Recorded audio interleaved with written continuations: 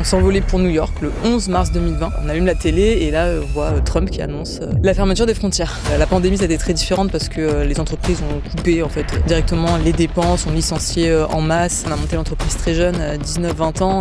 On n'a pas fait d'école de commerce. Enfin, j'ai dû tout apprendre sur le tas. J'ai fait beaucoup d'erreurs forcément. J'ai réalisé aussi à ce moment-là, à force de traîner avec même de millionnaires, d'enfants aussi de milliardaires, que l'argent vraiment, ça faisait pas du tout le bonheur. Je voyais des personnes qui se sentaient seules, qui faisaient que travailler et finalement, c'était pas forcément ce que je voulais. On peut avoir 1000 problèmes, finalement quand le problème c'est la santé, on n'a qu'un problème. Si à un moment tu te lèves et en fait ça te plaît plus, la vie elle est tellement courte, stop, arrête, va faire autre chose.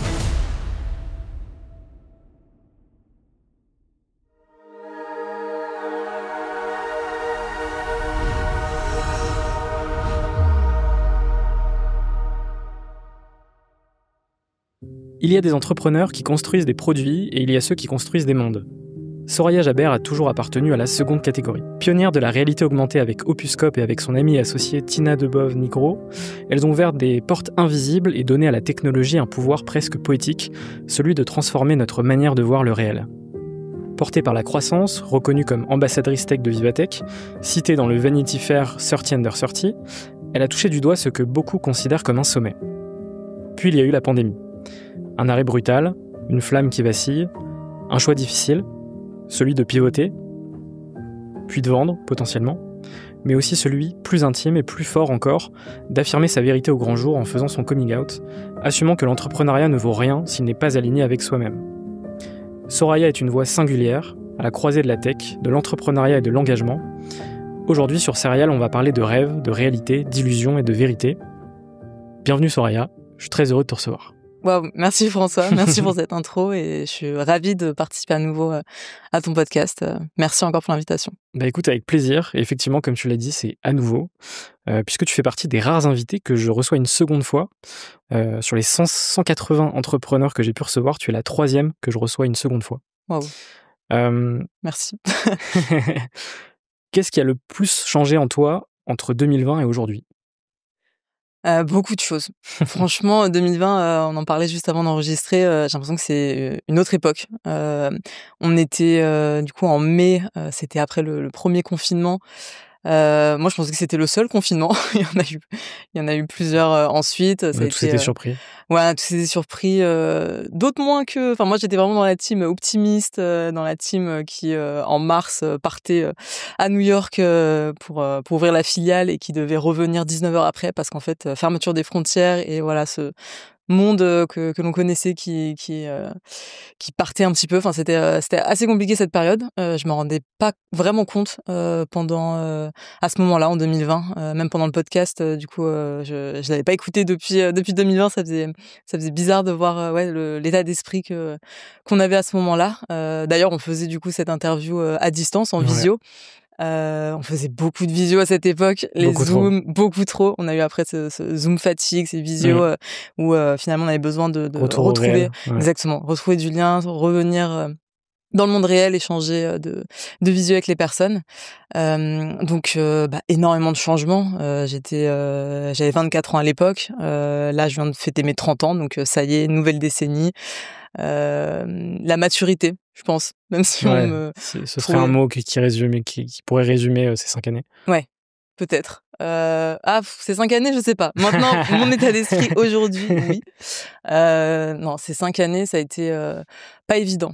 Vraiment, je l'ai réalisé après coup, mais ça, en fait, les premières années d'entrepreneuriat, voilà, c'était un peu comme ça. Et ensuite, je dirais pas, voilà, une pente, mais plus vraiment dans l'ambition et l'objectif d'Opuscope il y a 10 ans, parce qu'on a commencé en 2015. On était vraiment très jeunes à l'époque. On était étudiantes qui se lançaient dans l'entrepreneuriat à une époque où je pense que l'entrepreneuriat n'était pas aussi... démocratisé, répandu. Exactement. Et à la mode, parce qu'on voit il y a énormément de personnes aujourd'hui qui veulent devenir entrepreneurs, qui veulent être à leur compte, lancer des startups, même si aujourd'hui, septembre 2025, on a un peu les chiffres de la French Tech qui viennent de tomber cette semaine et voilà, c'est compliqué, dans une période quand même compliquée. Et ça fait quelques années que c'est compliqué. Bah ouais, mais en fait, depuis 2020, je pense vraiment, ça s'est enchaîné les différentes crises, que ce soit crise sanitaire, pandémie, que ce soit la guerre en Ukraine, géopolitique, au Moyen-Orient, crise économique également, aussi en ricochet, je pense, par rapport à ce qui s'est passé pendant la pandémie, où on a eu du coup tous ces dispositifs d'aide aux entreprises, mais qui ont au final un petit peu décalé cette crise qui est apparue vraiment en 2022-2023 et on est encore dedans aujourd'hui. Donc voilà, c'est cette instabilité depuis un peu plus d'1 an, instabilité politique suite à la dissolution où c'est pas évident pour les entreprises en France, on voit aussi à l'étranger. Ça c'est aussi un sujet dont on va parler forcément, mais enfin la difficulté d'être entrepreneur aujourd'hui dans le monde dans lequel on vit aujourd'hui. Exactement. Évidemment, ça rajoute aussi des opportunités, des challenges, etc. Mais la réalité, c'est que on joue dans un jeu en mode très difficile. Pour revenir du coup à 2020, donc effectivement, tu t'apprêtais ou tu es parti à New York à ce moment-là. Oui. 2020. Puisque tu avais la volonté de partir aux États-Unis, enfin du moins d'ouvrir ton business aux États-Unis, si je dis pas de bêtises. Ouvrir une filiale. Exactement, donc tu étais aux portes des US, et du coup tout s'est arrêté brutalement justement avec cette pandémie. Est-ce que tu te souviens du moment précis où tu as compris que tout basculait ? Ouais.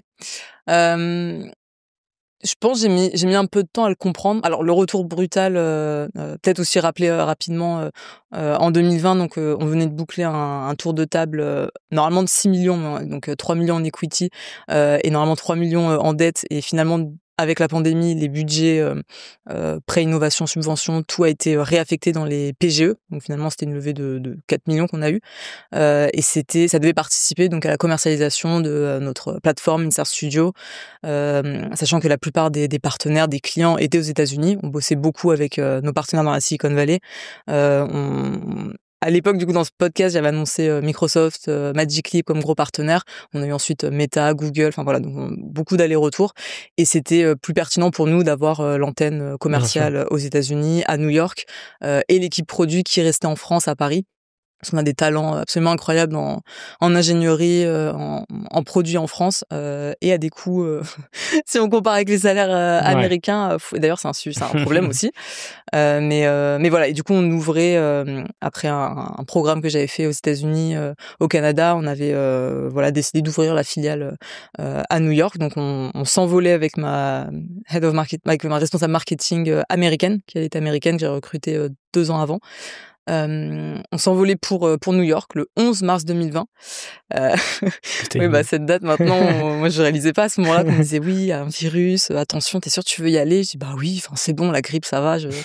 Et non, en fait, en arrivant à JFK, l'aéroport de New York, déjà je le vois vide. Je dis oula, c'est étrange, qu'est-ce qui se passe? Le taxi, il avait un masque. Je dis ah ouais, ok, c'est bon, on n'est pas ok, je parle avec un accent français, ça veut pas dire que je suis malade.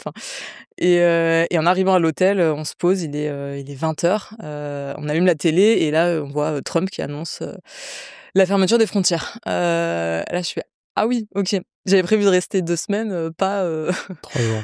Pas 3 jours, mais pas non plus être bloqué pendant plus d'1 mois, parce qu'il disait en fait, ensuite les vols, c'était très compliqué. Donc là, on voit tous nos rendez-vous aussi qui s'annulent les uns après les autres, et ça a été assez violent aux États-Unis. La réception, la pandémie, ça a été très différente parce que les entreprises ont coupé en fait directement les dépenses, ont licencié en masse. Il y a eu beaucoup de décès, malheureusement, ça a été très compliqué. Et voilà, on a dû trouver un vol retour pour le lendemain parce que on voulait pas être bloqué là-bas. On est revenu en France. Moins de 24 heures aux États-Unis, quoi. Ouais, 19h, c'est un triste record et c'est mauvais, voilà, l'avion.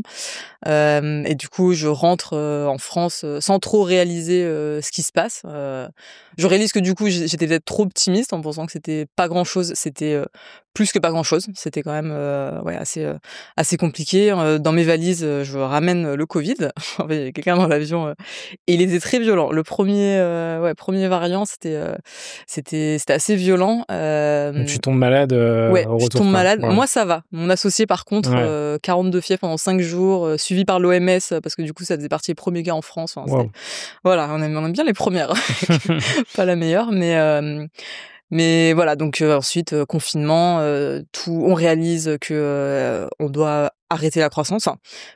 Limiter, restreindre la croissance, parce que à ce moment-là, on était 25-30 et on décide de caper à 30. Ouais, je pense on n'a pas été au-dessus de 35, alors que le business plan devait être 50 d'ici la fin de l'année. Ouais. On avait prévu de prendre des nouveaux, plus grands bureaux, 3 fois plus chers, 3 fois plus grands. Donc, la signature, c'était le 16 mars. Le 16 mars, c'était le début du confinement en France. Donc, heureusement, j'ai pas signé parce que là, Waouh, ouais. ça, ça aurait été de grosses dépenses pour rien. Enfin, des bureaux, des immenses bureaux vides. Donc finalement, on est resté dans nos bureaux qui étaient super, qui étaient aussi vides, qui étaient pour 30 personnes. Et voilà. Et en fait, alors nous, on avait plutôt de la chance. C'est ce que j'expliquais dans le premier épisode, c'est qu'on était quand même déjà bien équipés pour le remote working. On était vraiment tous nos outils étaient déjà en ligne. Enfin, on avait l'habitude. On avait des équipes qui étaient pas forcément dans les bureaux parisiens. Ensuite, beaucoup d'évolutions aussi auprès des équipes. Beaucoup ont quitté Paris, sont partis à la campagne. On en a eu aussi qui sont partis à Bordeaux. On avait quelques développeurs à Bordeaux. On en a un qui est parti faire le tour d'Europe. Bon, après, quand il n'y avait plus le confinement, mais pour voilà, plutôt un rythme nomade. On permettait du coup aux équipes de pouvoir bosser vraiment de n'importe où et être bien. Et donc, 2020. ce qui va arriver dans les mois qui suivent, enfin dans les 12 mois qui suivent, c'est un pivot. Le pivot, il arrivait un peu après. Okay. 2020, du coup, nous, on avait nos engagements aussi avec nos investisseurs. C'était de continuer le développement de la plateforme, parce qu'on avait un MVP à l'époque. Là, on s'est vraiment concentré sur le développement de Mystère Studio, sur la compatibilité sur d'autres plateformes. Notamment, du coup, on a scellé ce partenariat avec Meta sur les appareils, les Meta Quest. Donc, on faisait partie aussi des premières plateformes de création sur ces casques. Donc ça, la sortie, c'était je sais plus exactement les mois, je crois que c'était fin 2020 au début 2021. Ouais. Ça a été aussi très compliqué pour nos partenaires. Donc ça, c'était plutôt fin 2020, notamment Magic Leap, où on avait des gros contrats avec eux, notamment dans le fait d'avoir Mixer Studio dans tous les appareils et des contrats avec les universités américaines. Eux, ils ont dû licencier la moitié des effectifs, restreindre aussi du coup notre partenariat. Enfin, ça a été assez compliqué. Donc on était dans une phase d'agilité, d'adaptation, d'essayer de faire en sorte de survivre dans ce monde. Et aussi, on avait quand même une plateforme qui, finalement, le fait que tout le monde soit chez soi, c'était aussi un bon moyen de se connecter, d'utiliser les casques, les paires de lunettes. Le problème, c'est que comme tout le monde était chez soi, les usines aussi étaient à l'arrêt. On a eu aussi la crise des semi-conducteurs. On a eu tout qui a été décalé. Beaucoup de casques qui aujourd'hui sortent et des paires de lunettes. Là, on commence à avoir beaucoup de paires de lunettes en 2025. C'était plutôt en 2020 que ça devait sortir, 2020, 2021. Tout a été décalé. On voit aussi l'adoption qui a pris plus de temps. Et finalement, quand il y a eu la sortie des confinements, le retour au monde réel, je pense que tout le monde comme on disait au début, on avait marre de rester chez soi, rester connecté, et du coup aller s'enfermer dans un casque, c'était pas forcément ce que les gens voulaient. Même moi, c'était pas forcément ce que je voulais. Mais nous, du coup, notre positionnement, c'était vraiment de la création sur les paires de lunettes. C'était en fait, bon là je l'ai pas avec moi, mais Je les ai dans mon sac. Oui, c'est vrai. Du coup, je l'ai acheté aussi, Meta Ray-Ban. Ouais. Non, mais c'est génial. Enfin, c'est incroyable. Ouais. Et nous, il y a 10 ans, quand on a lancé le projet, c'était justement permettre d'avoir du contenu de qualité sur ces nouvelles plateformes qui finalement arrivent. Donc l'intérêt, c'est d'intégrer un nouvel usage dans un objet du quotidien qui change pas pour les gens. Et c'est comme ça, généralement, qu'on intègre les usages dans la vie du quotidien. Exactement. Le form factor est extrêmement important. Je pense que ça a été une erreur pour beaucoup de constructeurs, même si on a beaucoup travaillé avec eux, mais sur un form factor de casque qui restera pour des usages ponctuels, définis et plutôt minoritaires, alors que la paire de lunettes, tout le monde en porte. Voilà, t'en as. Moi, j'ai dans mon sac parce que je les mets pas, mais il faut que je les mette. Mais on aurait pu faire l'épisode en Ray-Ban Meta. On aurait pu. Mais ouais, carrément. Le son est super bien et enfin c'est fou parce que sur moi mon usage quotidien avec les Meta Ray-Ban, c'est je fais mes déplacements en vélo et du coup c'est ce que je te disais, donc le son, mais c'est exceptionnel. Le son, enfin pour passer des appels, en fait on entend bien mieux qu'avec mes AirPods. Dès que j'appelle avec mes AirPods, on me dit je t'entends pas, t'es où? Et là avec les Meta Ray-Ban, on entend super bien quoi. Et je me dis c'est fou. Moi j'attends Apple, la paire de lunettes. Voilà, c'est un des annonces. Il y avait la keynote cette semaine.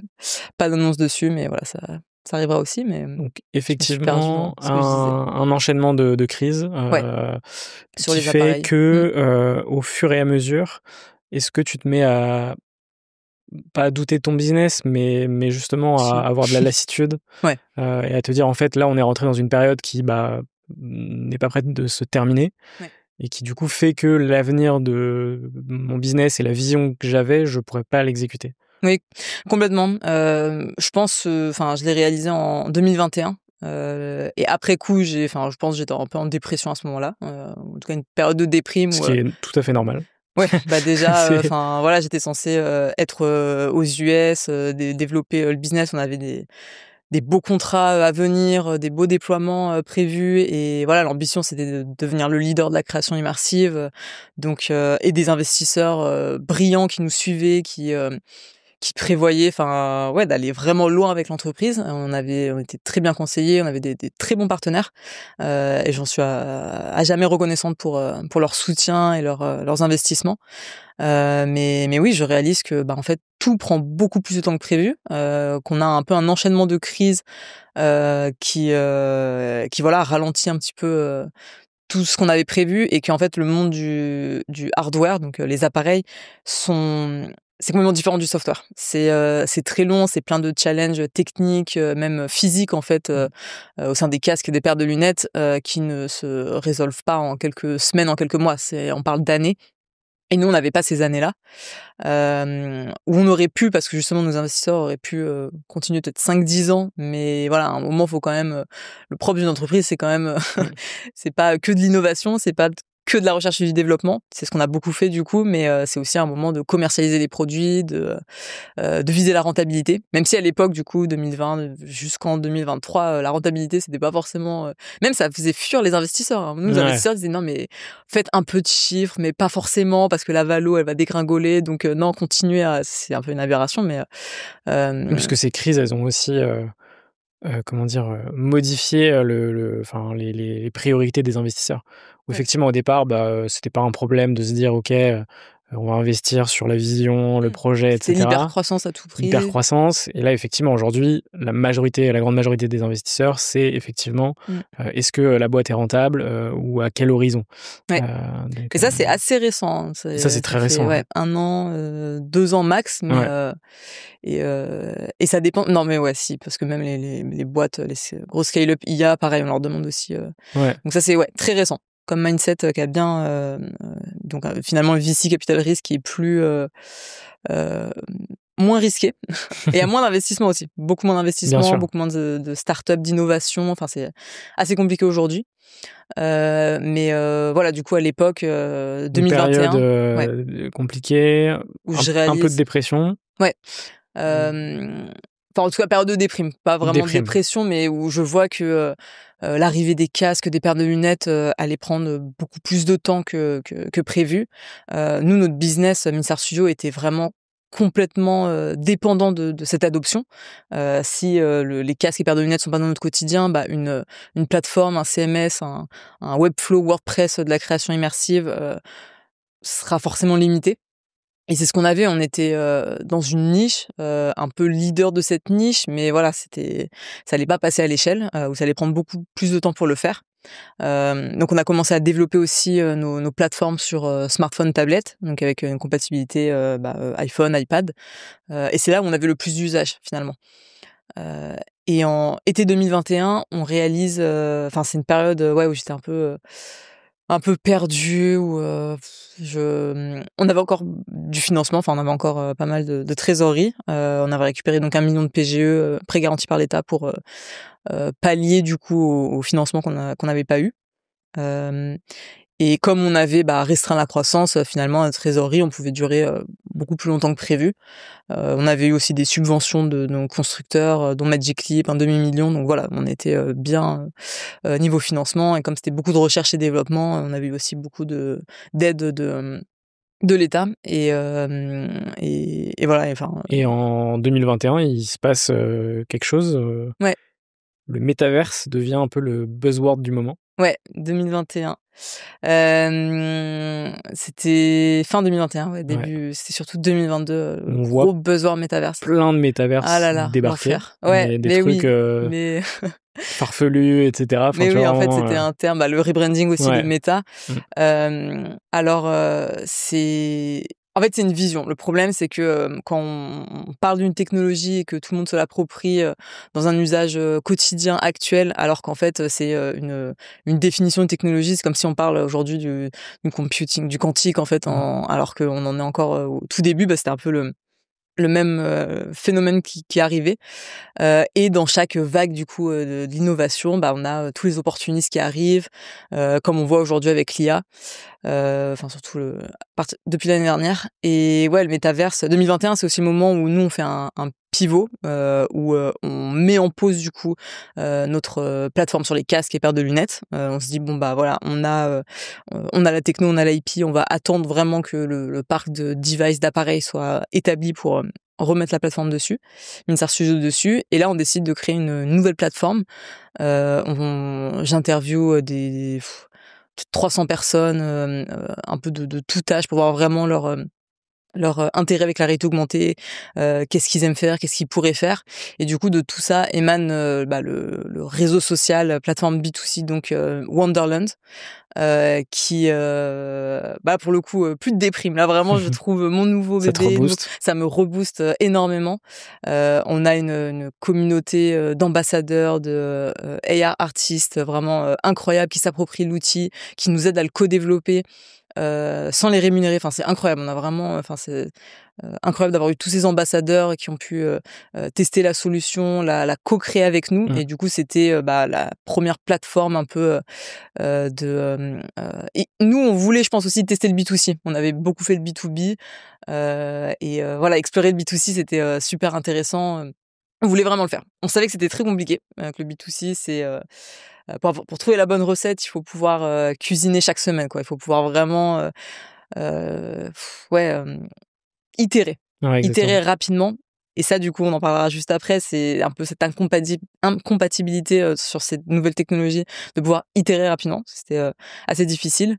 Mais du coup, début 2022, on est dans le boom du métaverse. Nous, forcément, start-up pionnière de l'industrie depuis 2015-2016, on est un peu au top de cette vague qui m'excite mais aussi me fatigue parce que quand je vois tous les nouveaux surfeurs qui arrivent. C'est ça, c'est dès qu'il y a un buzzword entre guillemets, tous les opportunistes arrivent et des gens qui sont experts depuis 3 jours, qui se disent oh putain, il y a des opportunités donc je vais foncer, et qui sont super charismatiques et qui vont vendre plein de prestats aux grands groupes, qui vont du coup aussi salir finalement l'image de l'industrie et rajouter cette image de gadget, de bullshit qui a eu.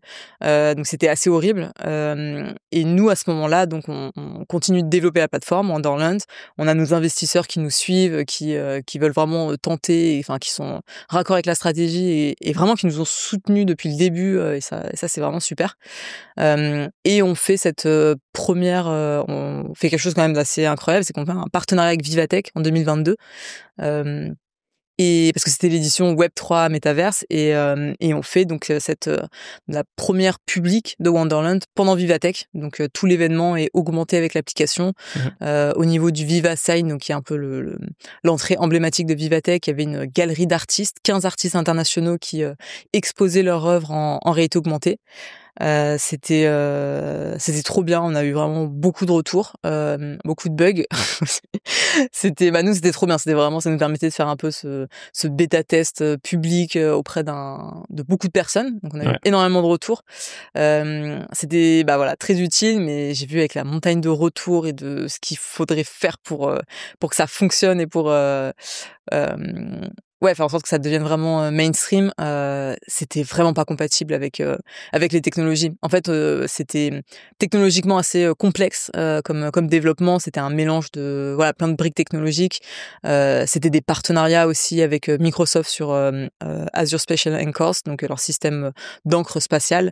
Et ensuite, on a fait un gros partenariat avec Google qui était super. En fait, on utilisait les Geospatial Anchors, donc les encres spatiales géospatiales du coup de Google, pour expliquer simplement, c'est ce qui est utilisé dans Google Street View. Donc c'est un mélange des coordonnées GPS mais également de comment dire, computer vision finalement, donc vraiment d'aller analyser les images pour savoir réellement où est-ce qu'on se place. Et en fait, on faisait partie des premières entreprises au monde à travailler avec Google sur ces technologies. Donc ça, c'était super intéressant, pas mal avancé avec eux, et on a utilisé cette technologie dans Wonderland.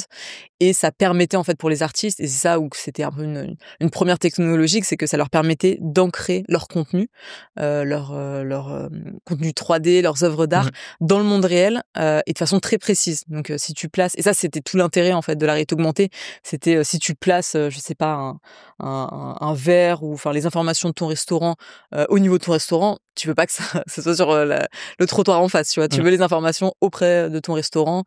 Si tu places une œuvre d'art sur un socle, sur Place de la République, enfin voilà, t'as envie que ça reste à cet endroit-là.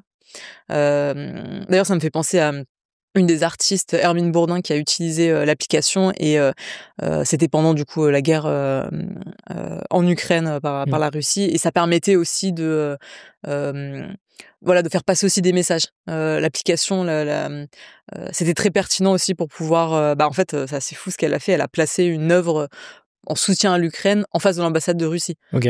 Donc ça, tu vois, c'est un peu compliqué si tu le fais réellement. Ouais. Et voilà, et ça permettait en fait de faire des actes aussi, faire passer des messages sans risquer sa vie, voilà. Donc Ça va durer combien de temps, du coup, Wonderland? Wonderland, ça a duré donc voilà, depuis fin 2021, on a commencé ces cohortes à vraiment développer jusqu'à la sortie publique pendant Vivatech 2022. Mais finalement, c'est vraiment après Vivatech, été 2022, où je réalise que pareil en fait, ça va être vraiment complexe. Je vois aussi que nos partenaires, donc on travaille aussi avec Niantic qui avait fait Pokémon Go, qui a été un énorme succès à travers le monde, mais finalement les gens n'utilisaient pas trop la réalité augmentée. Et pourquoi? Et c'est aussi ce qu'on voit avec les réseaux sociaux, c'est que la réalité augmentée, ça consomme énormément la batterie, ça fait Surchauffer les téléphones. ouais, ça fait voilà. Donc je pense que tu avais utilisé un petit peu Wonderland, et c'était le principal retour qu'on recevait, c'était que voilà, mon téléphone il tient pas la journée, enfin il tient même pas la demi-journée. Nous il y a plusieurs téléphones qu'on utilisait en R&D qui ont été enfin voilà, on pouvait plus utiliser après. Je dis bon, en fait enfin c'est horrible, on va pas détruire le téléphone de nos utilisateurs. Donc et là pareil, enfin on était encore une fois dépendant du hardware, et c'était voilà cette conclusion tout le temps de que le software, le logiciel tout le temps était dépendant des performances. Et aujourd'hui, c'est complètement différent. On a des avancées énormes en Oui, les processeurs sont pas les mêmes. capacité de calcul, et enfin vraiment ça a énormément évolué, et on voit que de toute façon, c'est l'objectif de tous les constructeurs. Tous les constructeurs préparent l'après 2D, l'après écran flat classique, et préparent cette terre immersive. C'est juste qu'en termes de temporalité, ça prend du temps. On a tendance à, toujours dans l'innovation, à dire oui, ça va durer 1 mois, finalement c'est plutôt 3, plutôt 4, c'est exactement ce qui s'est passé. On pensait que ça arriverait en 2020, c'est plutôt voilà 2005, et démocratisation d'ici 2030. Mais ça arrive, et en 2022, je réalise que voilà, ça va prendre encore du temps. 2022, c'est aussi les 7 ans, le cycle des 7 ans. Et je pense que on est beaucoup d'entrepreneurs, et là, j'ai échangé avec beaucoup d'entrepreneurs qui, au bout de 7 ans, en fait, on est épuisés. Enfin, en plus, là, d'avoir vécu toutes ces crises, j'étais vraiment épuisée d'avoir remis, du coup, avec Wonderland, avec ce lancement, c'était ouais, vraiment, vraiment épuisant. Et puis voir qu'en fait, il faudrait encore remplir pour plusieurs années. Et j'avais pas cette énergie. J'y croyais plus. Enfin, j'y croyais sur le long terme, mais en fait, voilà, 2022, j'avais quoi 2022? J'avais 27 ans du coup. Alors c'est jeune, mais du coup dans l'entrepreneuriat au bout de 7 ans, c'est vieux. Ouais, puis effectivement, t'as 27 ans, mais t'as 7 ans d'entrepreneuriat derrière toi. Effectivement, dans les 7 ans, tu traverses des crises de tous les côtés, de tous les sujets, etc. Et puis j'apprends énormément parce que encore une fois, voilà, on a monté l'entreprise très jeune, 19-20 ans, on n'a pas fait d'école de commerce. Enfin, j'ai dû tout apprendre sur le tas. J'ai fait beaucoup d'erreurs forcément, et Et aussi, je pense qu'il était le plus fatigant, c'était de en permanence évangéliser. En fait, c'était pas un business classique établi. On était dans une industrie nouvelle, disruptive aussi potentiellement, et il fallait tout le temps expliquer, évangéliser. Donc voilà, c'était un triple travail de évangélisation de l'industrie, des technologies, que ça arrive. Ensuite, de leur faire tester, de leur faire comprendre comment ça fonctionnait, et puis ensuite de évangéliser sur notre solution. Donc c'était voilà très ça demandait beaucoup d'énergie. Et je suis quelqu'un qui en a beaucoup d'énergie, mais du coup, enfin j'en donnais trop. Et 2022, je réalisais, c'était au moment où je devais commencer à réfléchir à la suite, au prochain tour de table, parce que normalement, donc on avait fait notre levée de 3, normalement 6, levée de 3, et là, on devait partir pour un tour de plutôt 10-15 aux États-Unis, parce qu'il y avait la réouverture des frontières. Et en fait, je me dis, mais non, alors oui, ouais, c'est la bulle métaverse. Il y a des investisseurs qui sont intéressés, on pourrait lever. C'est pas relié au potentiel de la boîte, c'est juste toi, tu sens intérieurement que en fait, ça va pas être possible. Mais du coup, c'est horrible parce qu'en fait, je dois me lever le matin pour motiver tout le monde, les équipes, et j'ai cette culpabilité. Je pense que je le réalisais pas encore à ce moment-là, mais en fait, j'y crois plus, je suis épuisée, j'ai envie de faire autre chose. Mais c'est une boîte qui est très incarnée. Qui n'a pas trouvé son PMF, parce que c'est une industrie qui n'a pas trouvé son PMF. Donc je peux pas juste trouver un DG, un ou une DG, me remplacer et moi aller faire autre chose. Donc ça va très compliqué. Combien de temps ton temps de réflexion? J'imagine que évidemment t'en parles avec ton associé Tina. Ouais, bien sûr, j'en parle avec mon associé. Je pense qu'on a on est assez aligné. Ouais, assez aligné. Et le temps de réflexion, ça va prendre combien de temps? De se dire, en fait, je pense que la meilleure solution, c'est d'arrêter. Ça a pris plusieurs mois, et en fait, comme on avait quand même une technologie, une équipe qui avait beaucoup de valeur, et qui avait où nos partenaires en fait étaient intéressés par plusieurs fois, nous ont montré leur intérêt pour l'équipe, pour la technologie. Donc on est parti plutôt en process de revente, donc avec Avolta Partners, donc fin 2022.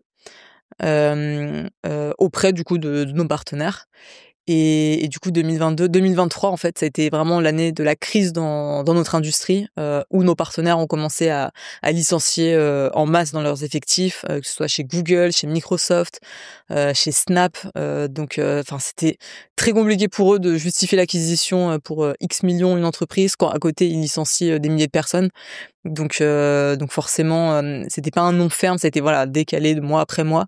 Nous, on avait plus de cash fin 2023, et je voulais pas bridger, j'en pouvais plus. En fait, j'attendais que ça, c'était de passer à autre chose. Et je savais même aussi une revente, ça voulait dire, j'aurais pu négocier des contraintes. Ouais, c'est aussi normalement rester sur une période définie. Et du coup, en fait, je voyais que non, il fallait vraiment que je prenne du temps pour moi. J'avais plus d'énergie. Et est-ce que ton entourage te le disait aussi? En fait, j'essayais tout le temps garder la face, de motiver les équipes, mais ouais, je pense qu'ils le voyaient. Je suis quelqu'un quand même de très plutôt solaire, plutôt voilà, avec beaucoup d'énergie. Là, j'avais plus d'énergie. C'était et c'était très paradoxal parce que du coup, c'était encore la vague métaverse où voilà, tout le monde disait ouais, trop bien, et en fait non, pas trop bien. Moi, il y avait plein de médias, plein de distinctions, et en fait, moi j'y croyais plus, j'étais perdue, je savais pas encore pendant combien de temps, je savais pas quand allaient arriver vraiment les casques, les paires de lunettes. Apple, on les attendait un peu comme les messies, et finalement du coup c'est en juin 2023 qu'ils ont annoncé l'arrivée du casque. Et nous on attendait beaucoup, l'Apple Vision Pro, on attendait beaucoup de ce moment pour savoir aussi qu'est-ce qu'on fait avec l'entreprise. Et puis on a vu que l'appareil ça allait être pas un dev kit, mais c'était pas présenté comme un dev kit, mais voilà, pour bien les connaître. Et c'était un dev kit. Un dev kit absolument incroyable avec plus de 5000 brevets. C'est un bijou technologique. L'appareil est absolument incroyable, mais il était volontairement sorti en quelques unités, quelques centaines de milliers d'unités, pas en millions tout de suite. Et c'était aussi pour la communauté de développeurs de commencer à développer des applications dessus.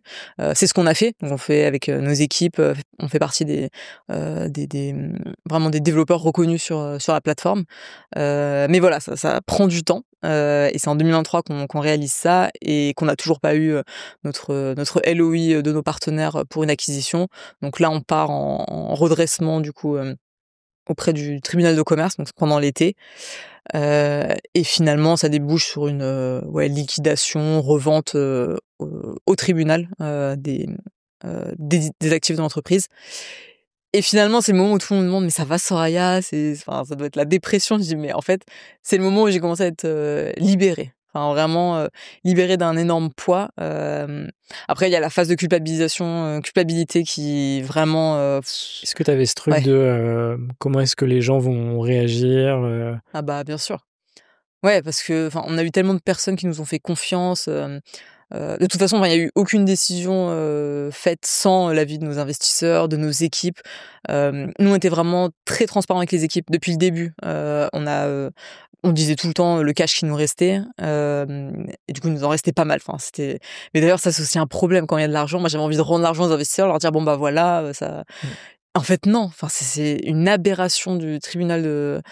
Enfin bref, ça, C'est pas aussi simple. Ah non, mais en fait, non. On est allé une fois au tribunal l'été. Enfin, on y allait 3 fois au tribunal. Et comme il nous restait de l'argent, il me disait de revenir plus tard quand on est en cessation de paiement. Je dis mais c'est complètement stupide. Enfin, en fait, l'argent, on le prend, remboursé. Et tu peux pas non. le reverser, ok. Ouais, c'était. Bon, bref, Donc c'était. il t'imposait d'aller jusqu'au bout et de liquider. Quoi. Ouais, d'être en cessation de paiement pour être vraiment en liquidation. Okay. Du coup, c'est ce qu'on a fait. Enfin, c'était une période, pas évidente, mais moi, du coup, je suis libérée de mon mandat fin 2023. Ouais, c'est ça. Et 2024, du coup, ce qui était bien, c'est que j'avais une assurance privée, l'équivalent du chômage pour les dirigeants. J'avais envie d'en parler. Ouais, c'est super important. Effectivement, tu as souscrit à une assurance privée, donc une GSC, dès 2017, ce que moins de 1% des entrepreneurs font. Qu'est-ce qui t'a poussé à penser à ça si tôt ? Est-ce que tu penses que les entrepreneurs devraient justement être mieux préparés aussi à l'échec, tu vois ? Ah oui, mais complètement. Complètement. Et en fait, moi, j'ai eu de la chance d'être très bien entourée depuis le début, aussi pour pallier à notre jeune âge et une expérience sur plein de sujets. On a eu des mentors incroyables, un super expert comptable aussi. Et c'est lui qui nous a dit non, mais là, vous versez un salaire, on va prendre aussi une garantie parce que vous n'avez pas le droit au chômage. Nous, à l'époque, je disais oui, ok. Je suivais, je me posais même pas la question. On était très jeunes, on avait 20 ans. Mais merci, merci Karim, expert comptable, parce que ça m'a permis j'avais vraiment besoin de temps pour process, pour me reposer, pour aussi apprendre d'autres choses. J'avais besoin aussi de ce temps de formation, de voyage. Donc ça m'a permis de prendre 1 an à me reposer. Non, c'est pas vrai, j'ai pris 2 semaines, j'ai non, c'est pas vrai du tout, tout de suite. J'y croyais pas. Mais, non, mais normalement c'était mais me reposer sur c'était quand même du repos parce que c'est moi qui choisissais ce que je voulais faire, ce que je voulais apprendre, et du coup trop bien. Bon, c'était pas du repos classique parce que hyper active, etc. Mais ça m'a permis de prendre du temps pour moi. Ouais. Le fonctionnement de l'assurance privée, il est assez simple. Déjà, il y en a combien, comment est-ce que tu trouves la bonne assurance privée, entre guillemets, qui t'accompagne ? Moi, je recommande de la GSC, donc celle que j'ai eue. En fait, il y a beaucoup de mythes. Un abonnement ? Ouais, c'est ça, mensuel ou annuel, et ça représente même c'est quelques pourcentages du salaire annuel. Ouais. C'est vraiment pas grand-chose. Et en fait, il y a beaucoup de mythes. J'en ai parlé du coup en 2024 où non, en fait, c'est pas 1 000 € par mois. C'est un pourcentage de ton salaire. Donc si t'as un énorme salaire, ça va être plus conséquent. Si t'as un petit salaire, nous c'est notre cas, on se versait pas un énorme salaire. C'était pas énorme. Mais ce que ça t'apporte derrière, c'est une bouffée de respiration, et c'est tellement important. Le moment du rebond pour un entrepreneur, le moment pour aller vraiment entre 2 projets, quand t'as cette deadline de cash ou en fait, alimentaire où t'as besoin. Il y en a beaucoup, ils ont dû retourner chez leurs parents, ils ont dû. C'est horrible. Tu passes de millionnaire sur le papier, multimillionnaire, à non, du coup, j'ai pas vendu parce que j'avais pas d'éducation financière. Donc ça, c'était vraiment dans 2024, je voulais m'éduquer financièrement parce que j'avais rien optimisé, j'avais pas créé de holding, j'avais pas fait de cash out pendant les levées, alors que j'aurais pu, j'ai pas vendu quand je pouvais, du coup, je me dis OK, là, j'ai 29 ans, je me forme à tout ça. Je vais fixer ça. Je vais corriger ça. Mais oui, maintenant je vais apprendre tout ça. Pareil, commencer à faire, un peu de l'investissement, à diversifier, faire de l'immobilier, enfin voilà, me former sur plein de choses, passer le permis. Enfin, j'avais des trucs tout cons, mais en fait, j'ai fait une année de césure et j'ai jamais eu le temps de passer tous ces trucs-là. Puis c'est pas très utile à Paris. Mais, voilà, prendre du temps, pour soi, pour voyager, pour réfléchir aussi à la suite. Parce que j'étais vraiment dans un entre-deux. Est-ce que je reste dans cette industrie, sachant que, elle me fatiguait cette industrie, à être tout le temps à attendre qu'elle arrive, même si je sais que ça arrive, mais je sais aussi que ça prend du temps. Donc, c'était aussi, prendre le temps de me former à plein d'autres, industries. Forcément l'IA, c'était aussi au cœur de nos développements, depuis le début et là, j'avais envie de vraiment, creuser, de mieux comprendre, de mieux, accompagner aussi les entreprises et dirigeants, que j'accompagne, sur ces thématiques, sur les volets en fait, technologiques et comment les nouvelles technologies peuvent aider leur business et ce, peu importe aussi leur business. Parce que finalement, c'était ce qu'on faisait avec Opuscope. On travaillait beaucoup avec les responsables d'innovation, avec les dirigeants.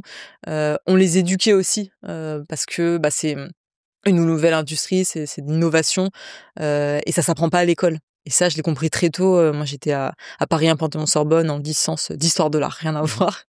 Et en fait, je me retrouve à 20 ans aussi, à faire des conférences auprès des directeurs de mon UFR, auprès des directeurs du UFR de Paris 1, de socio, histoire, enfin voilà, pour un peu d'acculturation à ces nouvelles technologies. Parce que il y a toujours un gap entre l'innovation, la recherche, et finalement ce qu'on apprend aussi à l'école.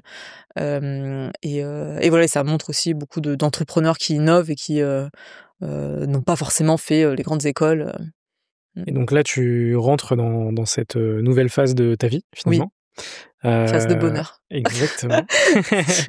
Et du coup, dans un post LinkedIn début 2025, tu insistes sur l'importance du work-life balance. Est-ce que tu dirais que c'est la plus grande leçon de ton aventure entrepreneuriale? Parce que en fait, tu dis avancer, c'est avant tout se préserver et prendre soin de sa santé physique, mais aussi et surtout de sa santé mentale. Ouais, et c'est vrai que quand c'est on tellement entreprend, et surtout au début, mais même au milieu et parfois jusqu'à la fin, important. on se rend pas compte que ça doit être une priorité Complètement. dans notre aventure. C'est super important. C'est vraiment essentiel. Moi, je l'ai réalisé vraiment en 2021. C'est là où, été 2021, où j'ai vraiment beaucoup changé mon mode de vie, où où en fait je m'étais un peu perdue. J'ai réalisé aussi à ce moment-là, à force de traîner avec beaucoup même de millionnaires, d'enfants aussi de milliardaires, enfin, que l'argent vraiment c'était pas une fin en soi. Ça faisait pas du tout le bonheur. Je voyais des personnes qui se sentaient seules, qui faisaient que travailler, et finalement c'était pas forcément ce que je voulais. C'est aussi en 2021 où je me suis mise avec ma compagne, avec ma On en fiancée et parlera. ça. Ah ouais, on en Oui, parlera, on en OK. parlera. Mais ouais, et du coup, en fait, je pense que les entrepreneurs, surtout les first time entrepreneurs, on est beaucoup à penser l'entrepreneuriat comme un sprint, alors qu'il faut vraiment le penser comme un marathon, comme de l'entraînement, comme en fait, enfin, la santé, vraiment, on n'en a qu'une. On peut, ouais, j'aime bien aussi cette expression où, on peut avoir 1000 problèmes, finalement, quand le problème, c'est la santé, on n'a qu'un problème et en fait, faut pas attendre d'arriver à ce problème pour en prendre soin et en fait, voilà, il faut penser long terme, il faut penser, clarté d'esprit et finalement, ouais, un esprit sain dans un corps sain, enfin, c'est Ouais. un peu bullshit, mais c'est tellement important et finalement, cet appel de la trentaine, je pense qu'on est beaucoup à l'avoir. Moi, du coup, je l'ai eu un peu avant la trentaine où, ouais, se mettre au sport. Moi, j'ai arrêté l'alcool, j'ai arrêté de fumer. J'ai arrêté ça fera 3 ans et demi du coup. Donc Trop ça bien. m'a changé la vie. Bravo. Ouais, franchement, ça m'a vraiment changé la vie parce que, en fait, il y a tout le temps des événements. Il y a tout le temps, enfin, les événements networking, Des tout coupettes le de temps du champagne. champagne. Mais Ouais. oui, mais enfin, c'est tellement tentant. Enfin, et moi, je sais pas boire une coupe. Il y a champagne, une, puis deux, puis Ouais. et ensuite after, et ensuite le lendemain à 8h, t'as des boards, enfin, et en fait. OK, tu peux faire ça à 20 ans, après 25-27, enfin, du coup 30 ans parce que un peu décalé dans l'âge. Je veux pas forcément parler en âge, mais ouais, au bout de en fait, tu te dis: «Mais non, mais c'est mauvais». En fait, enfin, vraiment, c'est mauvais, de l'alcool, de fumer, de mal dormir, parce que forcément, tu dors mal après, même si, moi, j'avais l'impression de mieux dormir. Parce que c'était comme un sédatif, ça me Ouais. permettait vraiment de m'endormir. Je suis quelqu'un j'ai du mal à arrêter mon cerveau, donc la nuit, Hyperactive. ouais, hyperactive et là, ça me permettait de dormir. Sauf que non, c'est pas enfin, Ouais. et le sommeil, c'est tellement important. Le sport, le sommeil, bien manger, bien enfin voilà, et ça permet de tellement mieux travailler derrière. La productivité est décuplée, vraiment. Ouais. Et du coup, dans ce post, tu parles aussi des moments forts de 2024. Et dans ces moments forts, il y a plusieurs choses. 1000 km de running. Mais ouais, mais j'ai complètement oublié ce post. Mais ah oui, Ton c'était la premier rétrospective. semi-marathon. Oui, waouh, ouais, 2024. Tes fiançailles sur la Grande Muraille de Chine, accessoirement. Et ton premier investissement immobilier aussi, notamment. Évidemment, on va parler de ces sujets. Moi, le running, ça m'intéresse parce que ça fait 7 semaines que je cours et j'avais jamais couru de ma vie, tu vois. C'est trop bien. Et du coup, pareil, je suis à l'aube de mes 30 ans. J'aurai 30 ans en novembre 2026. Donc, je visualise aussi, tu vois, cette étape, entre guillemets. Est-ce que tu as l'impression d'avoir réappris à vivre en dehors de l'entrepreneuriat ? Complètement. En fait, 2021, j'existais pas en tant que Soraya, j'existais en tant que Opuscope, que Minsar, que j'existais par l'entreprise. Et du coup, j'étais vraiment perdue sur qui je suis, quelles sont mes valeurs, qu'est-ce que j'étais vraiment. Et je pensais aussi que du coup, si l'entreprise disparaissait, parce que je voyais que, enfin voilà, ça allait pas durer toute ma vie, l'entreprise. J'avais compris que voilà, ça prendrait plus de temps, que ce temps, cette énergie, je l'aurais pas forcément. Et en fait, je me disais mais merde, en fait, si Opuscope disparaît, en fait, je meurs. Enfin, c'est moi du coup, et c'est vraiment le moment où j'ai commencé à scinder les deux, me dire qu'il y a une vie à côté, que cette vie, enfin que j'avais, enfin le perso en prend toujours beaucoup un coup quand on est dans l'entrepreneuriat. Moi, j'ai mis 3 ans avant de vraiment faire mes premières vacances. D'ailleurs, c'était très efficace parce que je suis partie 2 semaines au Brésil avec mon frère. J'ai tout coupé. Quand je suis revenue, on a fait la levée de fonds 3 millions en 3 semaines. Donc je pense que ça a été bénéfique. Changer de cadre. Prenez des vacances vraiment. C'est super important. Cette clarté d'esprit pour la créativité. Enfin voilà, c'est très important. Et ouais, du coup, j'ai pu scinder, me dire bah non, en fait, si la boîte meurt, je ne meurs pas. Moi, enfin, je suis une entité à part. J'existe en tant que moi-même. Et je pense que c'est aussi le moment où j'avais besoin de reconnecter avec la Soraya d'avant, parce que tout est allé tellement vite. Vraiment, enfin. J'ai pas fini mes études. Normalement, c'était une année de césure d'1 an, puis je reprenais mes études. De base, je voulais aller plutôt dans le marché de l'art, et on a commencé du coup l'entreprise plutôt à travailler avec les maisons de vente, avec Drew, etc. Et puis ça a pris des proportions très rapidement. On a eu des investisseurs, on a eu qui m'ont dit bah non, mais les études, enfin reste, t'as pas besoin voilà, drop out entrepreneur, on en connaît, on en a financé, pas besoin de reprendre des études.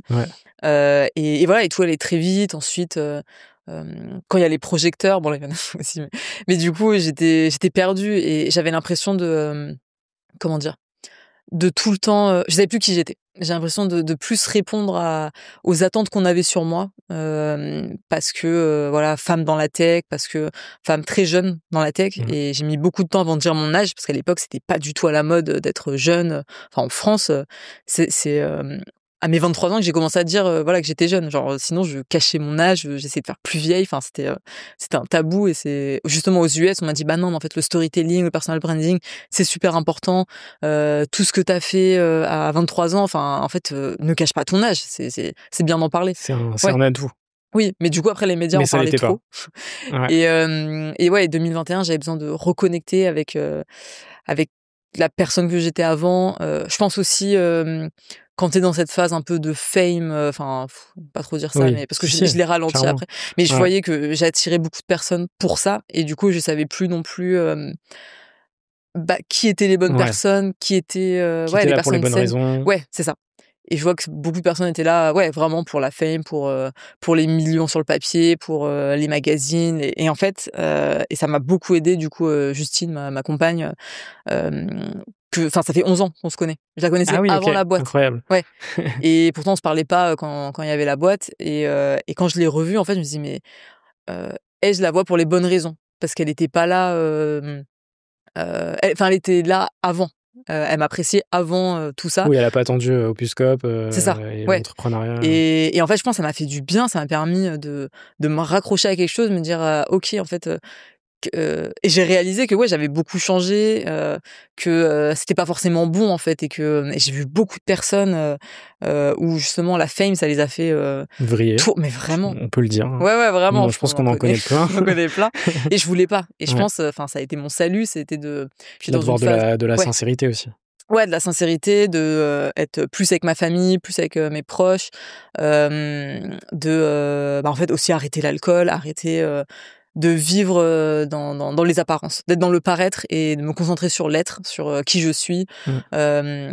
Commencer aussi une thérapie pour mieux comprendre, son fonctionnement. Extrêmement important. C'est tellement important. Non mais enfin, bon aujourd'hui c'est plus tabou, il y a Ça l'est beaucoup beaucoup de moins, personnes, ouais. ça l'est beaucoup moins, encore pour certaines personnes, mais c'est moi ça Ouais, m'a puis même, je permis pense que de nos générations sont beaucoup plus à l'aise avec ça ouais, aussi, donc la santé mentale, mmh. c'est, grande cause 2025 Ouais, et non mais c'est tellement, tellement, tellement important de comprendre comment on fonctionne. On fonctionne pas tous de la même façon, de savoir, voilà comment, qu'est-ce qui est bon pour nous, qu'est-ce qui ne l'est pas et voilà et vraiment 2022, mars 2022, j'arrête de boire. Au début, c'était pour 1 mois, enfin je faisais mon dry January en mars, finalement, je me dis: «Mais» au bout d'un mois, je dis: «Mais en fait, je suis tellement bien là, ouais. pourquoi je reprendrais?» Je me suis dit: «Je vais faire 1 an, challenge d'1 an», parce que j'aime bien les challenges. Moi, je suis quelqu'un qui, voilà, fonctionne par challenge, Est-ce que le et au bout running, ça va d'un être un an challenge? hein? Est-ce Est-ce que que le quoi? running va être un challenge après? Ah bah, c'était un challenge, je pense, Ouais, à l'époque. ça l'était en Ah 2024. ouais, vraiment. Ouais, ouais, la Jusqu'à reprise. faire un semi quand même, donc c'est quand même, Ouais, semi et j'aurais aimé, enfin, normalement faire le marathon et déjà un en semi, fait, c'est bien. bah, c'est ça, les genoux ne suivent pas du OK. tout. Déjà, ils m'ont suivi, merci, parce que de base, courir 1 kilomètre, j'étais en PLS, quoi. Vraiment, Non, bah, mes t'inquiète, il genoux, y a 6 semaines, j'étais en PLS. ouais, oh là là. Parce que j'ai un syndrome rotulien et enfin bref, OK. du coup, j'ai dû, muscler, Ouais, voilà, pour que la renforcement et ouais, c'est ça, cetera. pour OK. courir sans attelle et après, j'ai toujours fait beaucoup de sport. C'est, heu, très important pour moi, très important, je pense, pour beaucoup d'entrepreneurs, c'est, je faisais beaucoup de natation, de vélo, vélo elliptique. En fait, j'avais un vélo elliptique, dans mon appart, bon là, j'ai déménagé du coup, ça me permet de courir, dans le bois de Boulogne, à l'air libre et c'est super parce que maintenant, ouais, je peux courir 10 kilomètres. Mmh. Bah, au bout de 8 kilomètres, j'ai mal. Donc c'est pour ça que j'ai fait un semi. OK. J'étais en PLS à la moitié du semi, j'ai fait: «Oh là là, OK, c'est bien, c'est un bon challenge. Est-ce que je vais faire le marathon? Je sais pas». Ouais, Donc là, je me concentre plutôt pour, je cours, ouais 30 kilomètres par semaine, mais en 3 fois quoi. Je fais, trop bien. donc ouais 1000 kilomètres, je me rappelle Qu'est-ce même qui a pas. fait que tu t'es Ouais. lancé dans la course? Bah déjà Justine du coup, Courait? elle court, beaucoup. Ça peut aider. Ouais, du coup, bah, je me suis dit: «Ah ouais, bah, je vais reprendre» parce que j'avais OK. arrêté. Je faisais du vélo elliptique. En plus, dans le centre de Paris, à ce moment-là, j'habitais, ouais, plutôt vers République, bah, enfin, horrible de courir là-bas. Ouais. Ensuite, on a déménagé, plutôt dans le 4e quai des Célestins, donc là, on courait sur les quais, et aux Tuileries. C'était bien pour reprendre. C'est à ce moment-là, du coup, que j'ai repris et puis même, enfin, moi, c'était un échappatoire. Pour la boîte, c'était, ouais 2023, je voyais que ça commençait à c'était le moment où vraiment je voyais que ça allait être la fin. Ça m'a permis de me reconstruire et en fait, beaucoup de coureurs, j'ai l'impression, c'est après un moment marquant, ça permet de ouais, de se reconstruire. Ça permet, en fait, d'avoir des résultats très rapidement. Mmh. Bah, tu le vois, tu vois, là, De en ouf, quelques de semaines, ouf. ta progression, c'est fou. Ouais. Mais du coup, c'est trop bien, ça fait Mmh. vraiment du bien. Au début, j'ai couru 1 kilomètre, je fais: «Oh là là, difficile», 2 kilomètres, 3 kilomètres et au final, voilà, ta fréquence, C'est vrai dans que le ouais. mot échappatoire, il est Eh oui, je trouve vraiment. que c'est très vrai, quoi. Mmh. Donc ça m'a beaucoup aidée et là maintenant j'habite, voilà vers, bah, à côté du bois de Ouais, Boulogne, 16e Boulogne et trop bien, enfin là pour courir, c'est génial, et puis, tu peux faire des calls en même temps, mmh, tu peux faire des meetings, running meetings avec d'autres entrepreneurs, qui habitent autour, enfin c'est trop bien. non, c'est trop bien. On va parler de la Soraya d'aujourd'hui. Ouais, Le 11 novembre 2024, tu vas du coup lancer, ta nouvelle société. yes. Heu, 11 novembre, c'est drôle quand même. J'ai pas exactement. choisi, hein, le mois de juillet, OK, armistice, let's go. C'est clair. Du coup, c'est une société, sur laquelle tu fais, du consulting, des conférences, Ouais, heu bah, en fait, c'est ma holding. exactement, c'est ta C'est holding qui, l'apprentissage 2024. centralise, C'est tes ça, business aujourd'hui. ouais, SG Ventures Heu, maintenant. Mmh. Est-ce que tu penses, du coup, «entreprendre» entre guillemets différemment, après un échec, aussi marquant? Ouais. Hem, En fait, au final, je le vois pas comme, un gros échec. Enfin, c'est, hem, je pense, enfin, de toute façon, le propre de l'innovation, c'est vraiment de faire des tentatives. Il y a Exactement. aucune, révolution technologique, sans tentative et sur 1000 innovations, enfin, il y en a que 10 qui seront pérennes, donc c'est quand même très peu.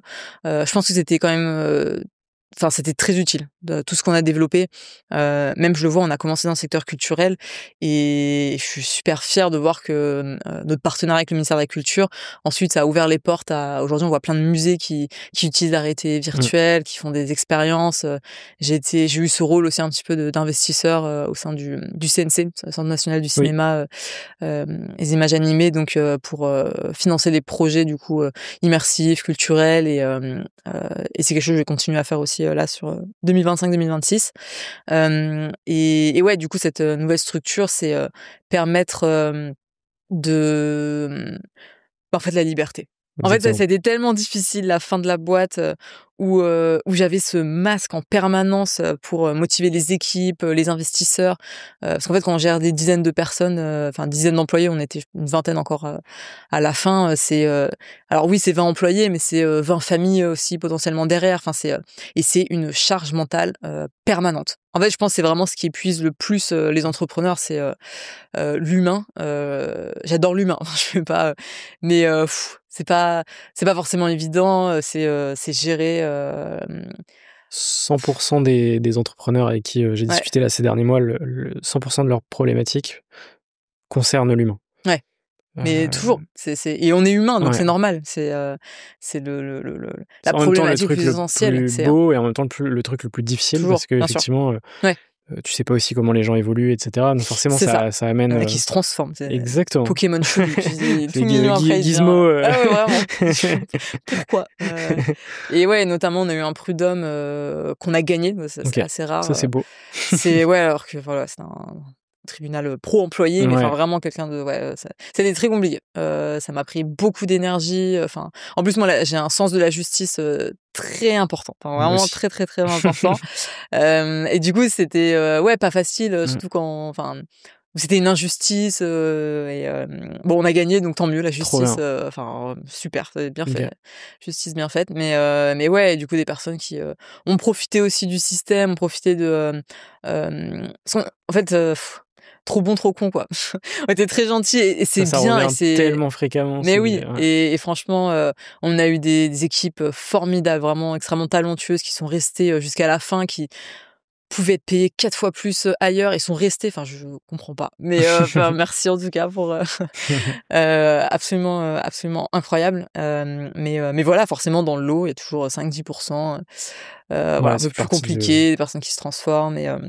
Et donc là, je vis ma meilleure vie en étant, pour l'instant, non, je suis pas seule, c'est pas vrai, mais plus à gérer directement plein d'employés.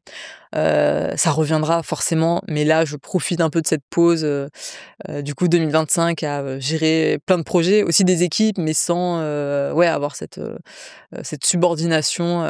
Mais je travaille avec des personnes formidables sur plein de projets. Des gros projets qu'il y a eu. C'est marrant que tu utilises le mot pause, parce que en vrai, c'est pas vraiment une pause. Non, c'est pas une pause, c'est n'importe quoi, je travaille 100 heures par semaine, c'est pas une pause. Et j'aimerais parler d'un event que tu as hosté au Grand Rex en début d'année. Expérience Vision. Donc il y a un événement majeur sur l'IA, c'était la première édition.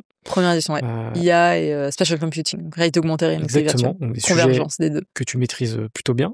Et je trouve il y a une photo incroyable où on te voit au milieu de la grande scène du Grand Rex, la main stage. face à une salle blindée, comble. Quand tu étais au milieu de cette scène immense, qu'est-ce que tu t'es dit?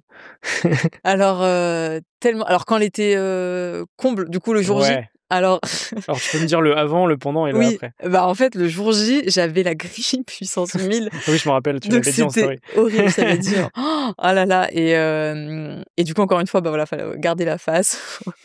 J'étais dégoûtée, franchement. Ça rajoute un challenge. Mais oui, ça rajoute un challenge, vraiment. En plus, puis avec des speakers comme cofondateur de Mistral. On a eu Arthur, on a eu Jean-Michel Jarre, on a eu Caroline Mignot, on a eu des super super speakers, 150 speakers absolument incroyables, beaucoup qui sont venus par mes invitations et merci à eux. Enfin vraiment incroyable. Ça a été un très bel événement. Merci à Othman, donc Othman Chieb, l'organisateur, qui est venu à moi donc pour l'organiser, qui est absolument formidable, qui était l'ancien directeur de Microsoft HoloLens en France, du coup avec qui on a beaucoup collaboré.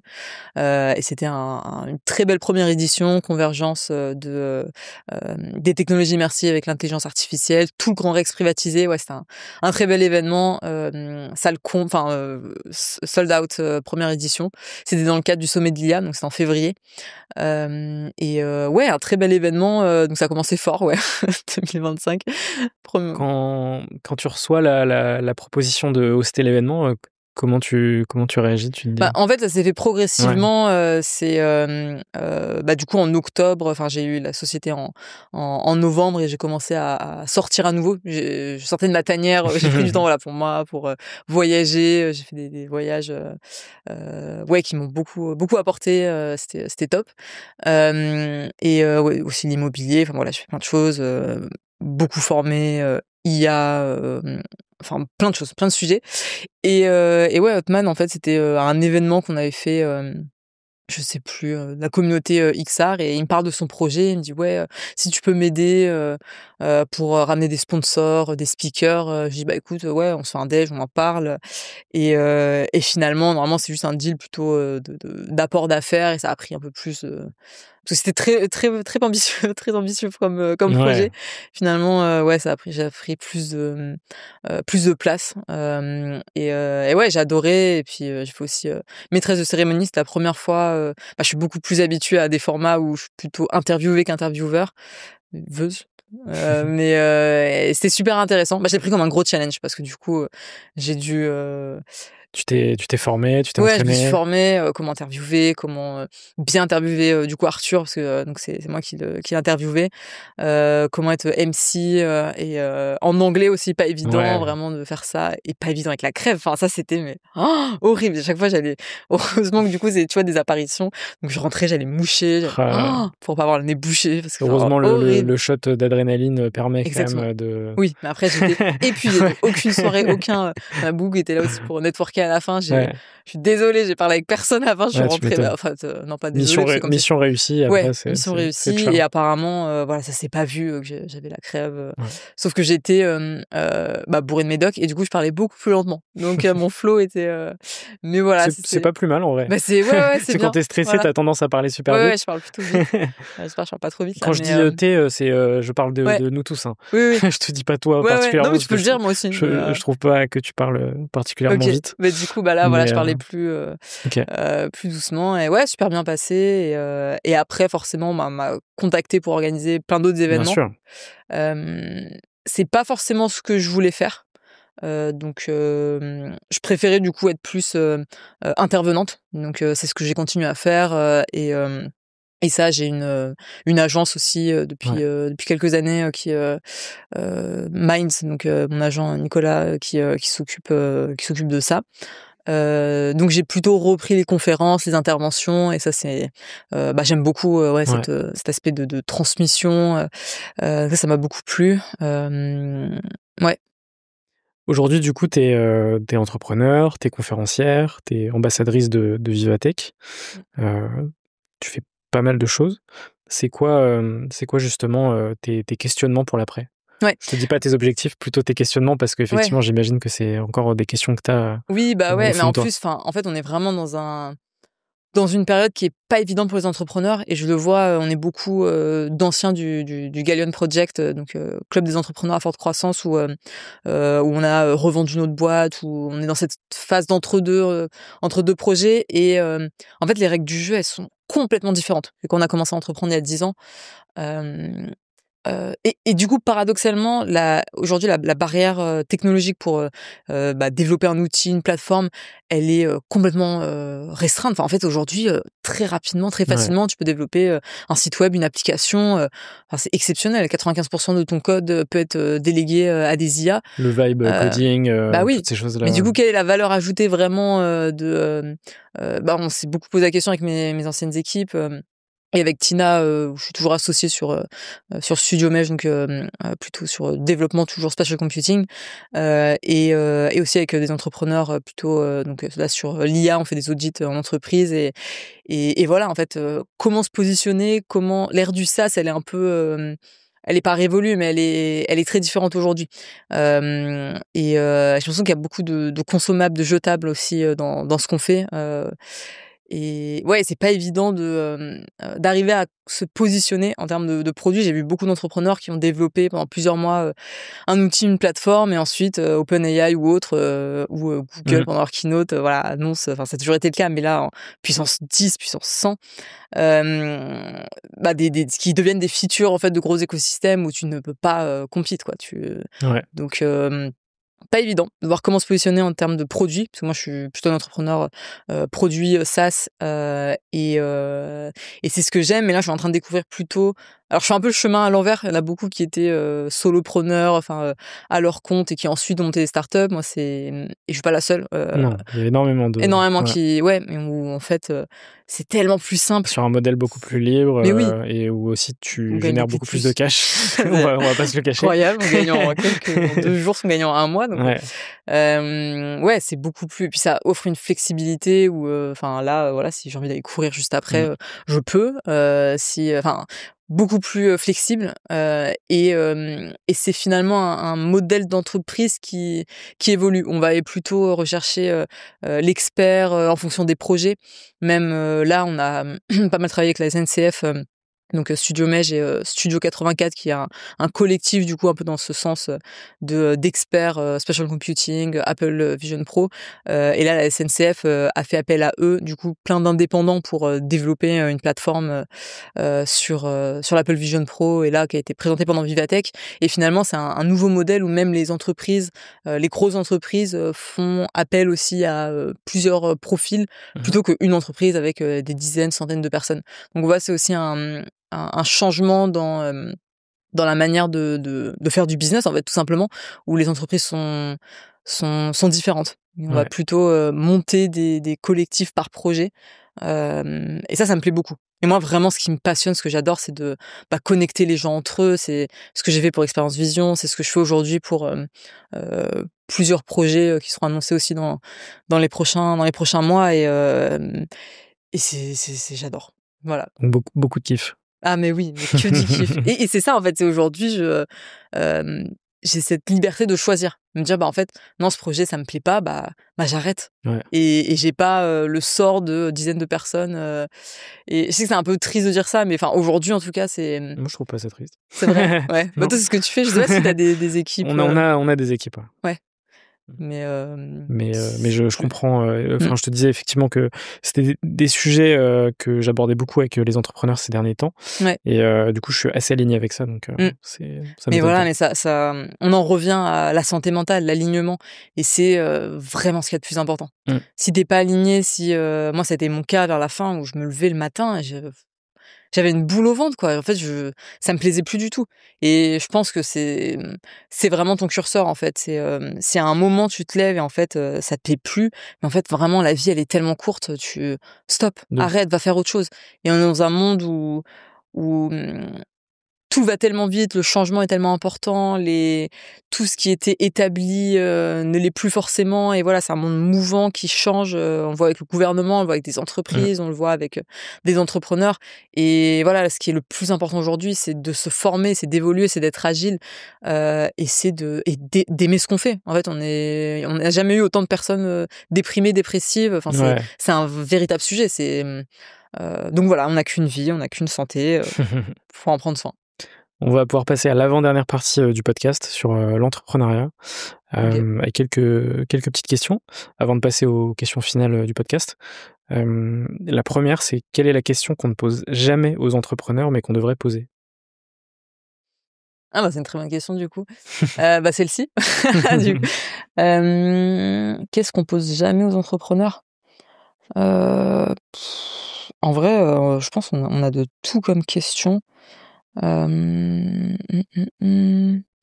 Peut-être Ouais, bah, cet alignement finalement où on prend conscience de la santé mentale, le Est-ce fait d'être, que tu es aligné aujourd'hui, tu vois? Mais par contre, la ouais, difficulté, c'est que généralement, quand t'es pas aligné, tu le sais pas forcément, ou alors tu le sais, tu le mais sais tu peux pas après. en parler.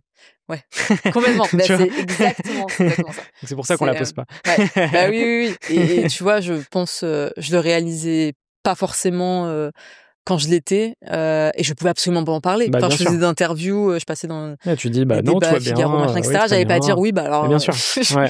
non, non, c'est Mmh. sûr. Bon, on peut passer à la suite, hein. Ouais, ouais, ouais. Hem, c'est quoi le plus important, du coup, selon toi, dans le fait d'entreprendre? Le fait d'entreprendre, bah, c'est vraiment d'aller, bah, le problème d'entrepreneuriat, c'est, d'aller régler des pain points, d'aller, solver des problèmes et je pense le plus important, c'est, justement de proposer des axes d'amélioration, d'avoir, cette capacité à voir, ce qui va pas, ce qui peut être amélioré et à proposer des solutions, là où des personnes pourraient juste passer à côté, se dire: «Bon, bah, voilà, on subit» Mmh, et voilà, donc aller, trouver des axes d'amélioration, là où on peut. ouais. La politique en France est de plus en plus chaotique. Mmh. Est-ce que tu penses que l'entrepreneuriat devrait, s'intégrer, beaucoup plus dans la politique? Est-ce que les entrepreneurs devraient beaucoup plus s'engager? Ouais, bah, complètement, on le voit beaucoup, et je pense aussi ces dernières années, voilà, Startup Nation, enfin, on était quand même beaucoup en back, en shadow, pour le meilleur et pour le pire, mais je pense que moi, je suis vraiment une adepte du lobbyisme et faire en sorte de justement faire passer Mmh, des messages, des actions, d'objectifs de société, au gouvernement sans forcément être dans le gouvernement. Parce que c'est aussi, c'est des questions qui m'ont été posées et que des ça a été des bien possibilités et sûr. c'est pas forcément, ce que je veux faire. Je pense qu'on peut avoir, beaucoup, d'impact en fait, par, l'extérieur. Je prends souvent comme exemple, bah, le vote pour le congé, second parent, qui a été, voté, là, bah, ça va faire 2 ans, je crois et en fait, ça émanait du Galleon Project où c'était, 3 entrepreneurs, qui, ont commencé à, voilà, monter un peu une tribune où, du coup, on en faisait partie des 30 entreprises qui, ont sorti cette tribune. Puis rapidement, on a été 300, puis, plusieurs milliers et finalement, quelques mois après, c'était adopté, et voilà, et je pense qu'on a cette, capacité de faire bouger les choses, de créer des tribunes, de fédérer, parce que finalement un entrepreneur c'est aussi une personne, capable de fédérer des personnes autour d'un Ouais, projet, de faire en sorte, voilà de construire un monde meilleur. Enfin j'espère ouais, en tout cas, c'est ce qu'on essaye de faire. Après on le voit aux États-Unis, de l'autre côté de l'Atlantique, bah, c'est beaucoup, enfin Trump, s'est fait élire parce que des entrepreneurs derrière, oui, milliardaires, ont fait en sorte, voilà qui viennent, enfin qui soient élus et qui servent leurs intérêts. C'est ce qu'on peut voir aussi, en France aujourd'hui, des oui. milliardaires, on va parler de ce terrain avec le projet Périclès, pour, faire monter, l'extrême droite, Mmh. en France et ça marche en fait, politique à la fois dans les médias, à la fois, donc voilà, c'est assez compliqué. Ça amène, forcément des nouvelles, des nouveaux sujets, des nouvelles problématiques. Ouais, Mais, moi, c'est vrai que je trouve ça intéressant quand ça permet de faire avancer les choses, et je te donne un exemple, typiquement, ce qui s'est passé par rapport à la crypto en France, en début d'année avec, les ouais. tentatives d'enlèvement et Les cetera. adresses. Éric Larchevêque qui a fait déjà beaucoup de bien à l'entrepreneuriat en France, qui fait un énorme post sur le sujet et qui dit: «Bah tiens, il faudrait, par exemple, cacher, supprimer les adresses sur, société.com, Papers et cetera, enfin ne plus rendre ça public». Ouais. Et typiquement, bah, il y a quelques jours, la Cour de cassation, a validé, cette loi, Mmh. et du coup, effectivement, maintenant, on peut, demander le fait que, notre adresse soit privée, ce qui n'était pas le cas, et qu'effectivement, bah, quand on est, un entrepreneur public, bah, il y a une adresse quand même qui apparaît, Ouais. partout, sur Google, Non, quoi. bien sûr, c'est super. Donc ça, tu vois, c'est un exemple entre le Ouais, bien moment sûr, où il a posté, en début complètement d'année et et ça allait aujourd'hui, assez et vite. c'est allé carrément assez vite, ouais. Ouais, ouais. Donc ça montre Après, que, ça peut ouais, s'accélérer, quoi. ça montre aussi d'autres problèmes parce que dans les statuts, il y a Ça montre d'autres l'adresse, problèmes. Exactement. donc c'est pas Ça complètement, ouais, parce que les statuts, bien on sûr, peut y avoir ouais. accès et cetera, mais oui, non, c'est super. Mmh. Même si le problème n'est pas forcément, réglé et si on veut avoir Non, l'adresse, on peut encore l'avoir bien sûr. aujourd'hui, mais oui, ça montre, enfin, c'est, systémique du coup, dans en tout cas de la possibilité, pour, Ouais, enfin bon là, le gouvernement vient encore, enfin plein d'autres soucis, mais oui, je pense que, le fait aussi d'avoir des ministres, des ministères qui sont, proches des entrepreneurs, ça nous donne, en effet la possibilité possibilité de faire passer des messages, en tout cas d'essayer, et je l'espère toujours pour des causes sociétales et encore évidemment, économiques. beaucoup de travail. Il y a beaucoup de travail, il y a beaucoup de choses à faire et c'est pas évident. Non. On passe à la dernière partie du podcast avec quelques petites questions rapides. Évidemment, à chaque fois, tu as le temps d'y répondre puisqu'on est dans un podcast. La première, c'est comment ton entourage vit ton aventure? Plutôt bien. Tes parents, Ouais, ça je pense que j'ai énormément de chance d'avoir toujours été soutenue par mes proches, qui me fassent confiance. Ils m'ont toujours fait confiance, ils m'ont soutenue au début. C'était pas forcément évident. Voilà, j'ai mis en pause mes études, et je pense vraiment ils font confiance sur mes choix, ils me soutiennent. ça, c'est important. C'est super important. C'est vraiment très précieux. Je suis très reconnaissante pour ça. Et puis pareil, Justine qui me soutient aussi dans tous mes projets, c'est pas forcément évident parce que quand on te propose des postes très très bien payés, tu les refuses parce que tu veux rester libre et indépendante, et elle pourrait très bien dire bah non, en fait quand t'as des salaires comme ça se refuse pas, et non, elle me soutient, elle me fait confiance, et je sens que ça commence à payer, donc c'est super, mais non, beaucoup de chance d'avoir été soutenue, et même si on était un peu des extraterrestres de ce qu'on développait avec Opuscope, et non, en tout cas soutenu par ça, nos proches. c'est quelque chose d'important, l'entourage, quand on est entrepreneur. Et par Tina aussi, mon associée, qui on est restés meilleurs amis, et c'est incroyable tout ce qu'on a vécu en 10 ans, et ouais, et c'est beau, et je pense que c'est aussi cette force, cette amitié, cette confiance qu'on a, qui nous a permis de faire tellement de choses, et de là continuer à avoir des super beaux projets, ouais, très fière et très reconnaissante. Trop cool. Qu'est-ce que tu fais pour aller mieux? Le sport. Ça vraiment, tous les jours, mais du coup, tu vois, ça me fait peur. Je me dis: «Mais si je me blesse», parce que je me suis un peu fait une entorse là, au tennis il y a quelques semaines. Je me dis: «Mais si c'était plus que ça», vraiment je serais, Ouais, c'est clair, faut faire gaffe, de faut faire pas gaffe. trop forcer, C'est ça, ouais. et je fais un peu tout, souvent à l'extrême, donc beaucoup trop de mais ouais, vraiment du sport, et puis bien dormir, tellement important. Ça, je l'ai compris, il y a quelques années, j'ai beaucoup lu sur le Tu as sommeil, des la tips santé. pour bien dormir? Les écrans, bannissez les écrans, vraiment. À partir d'une certaine heure? Ouais. Donc ça, bien manger, manger tôt. On mange assez tôt, à 19h, 20h max. Enfin, vraiment la digestion, super important. Pas boire, Bien sûr. pas boire, et lire. Moi, vraiment, c'est lire le soir, ça me met dans un état, je dors trop bien. Et Trop puis cool. du magnésium. Je prends du magnésium En en ce moment. complément alimentaire? Ouais. OK. Ouais, magnésium, fer, et voilà. OK. C'est quoi ton plus grand rêve? Mon plus grand rêve, en fait, je pense que ça évolue aussi. De ouf. C'est plus ouais, j'aurais une réponse tout de suite. Tu vois, il y a 5 ans, je sais pas si tu posais cette question, est-ce que j'avais répondu? Non, je posais pas cette Non, je question, pense pas, non. mais c'est clair que ça évolue tout le temps, et ça peut être des rêves un peu plus globaux, tu vois, genre la liberté, typiquement, ça peut être. Bah oui, j'étais très ambitieuse, très ambitieuse, et de base, je suis historienne de l'art.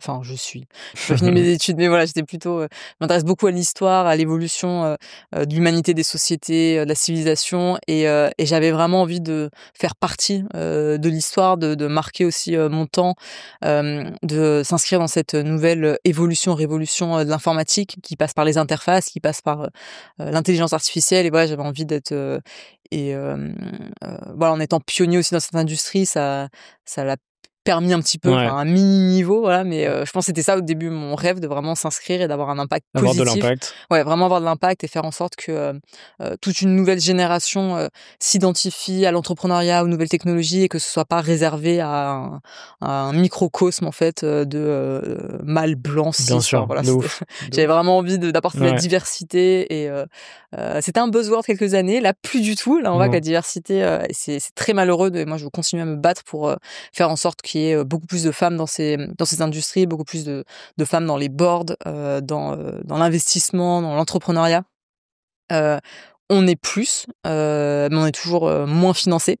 Le gender gap, il est, horrible. Je crois que c'est 2% des financements globaux qui vont à des femmes, à des équipes de femmes mixtes. Je crois que c'est à peu près 10%. Enfin, c'est ridicule. C'est vraiment ridicule. Et voilà, il y a beaucoup de choses à faire. Et mon rêve aujourd'hui, c'est être alignée, être heureuse, continuer à faire, à marquer aussi, mon époque, mais plus dans une ambition démesurée. En fait, voilà, je m'en fiche d'être dans les livres d'histoire, c'est plus du tout. Du coup, j'étais trop content quand j'avais une page Wikipédia. Je me dis waouh, c'est maintenant qu'est-ce que je vais mettre dedans? Je vais pas mettre solopreneur. Mais donc voilà, je suis un peu dans l'entre-deux. Après, tu peux avoir de l'impact justement via les conférences, les interventions. Ouais, c'est sûr. Tu vois, c'est avoir de l'impact aussi différemment. Et puis forcément, on espère aussi que notre vie ce sera longue, mais il y aura plein d'autres sujets. Et puis je pense, encore une fois, voilà, on a qu'une vie, et je pense que le plus important, c'est de pas avoir de regrets, quoi. Me dire voilà, j'ai bien vécu, ma vie n'a pas été que mon travail, j'ai eu une vie à côté, j'ai profité de mes proches, profité des personnes que j'aime, et profiter de ma santé, en fait. Enfin, on est jeune, et voilà, je veux pas me ruiner ma santé, faire que travailler. Je travaille beaucoup, mais il y a pas que ça. Je voyage, je prends du temps pour moi, je prends des pauses, et c'est trop important, très important. C'est quoi ta plus grande peur? Ma plus grande peur, perdre mes proches, personnes que j'aime. Ça, c'est vraiment perdre mes proches, perdre la santé. C'est Est-ce qu'il y a un dernier livre qui t'a marqué? Beaucoup de livres. Du coup, en fait, pendant Opuscope, j'avais arrêté de lire.